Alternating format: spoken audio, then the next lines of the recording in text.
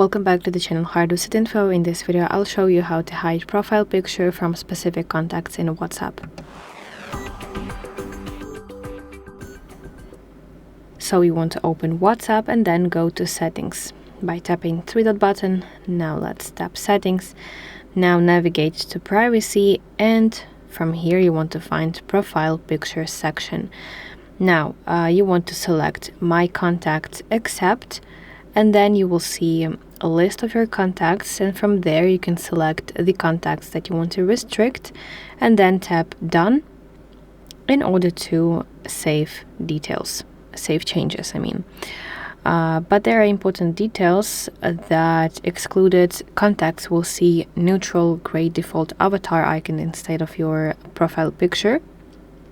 And also, WhatsApp does not alert those selected contacts when you hide your photo from them.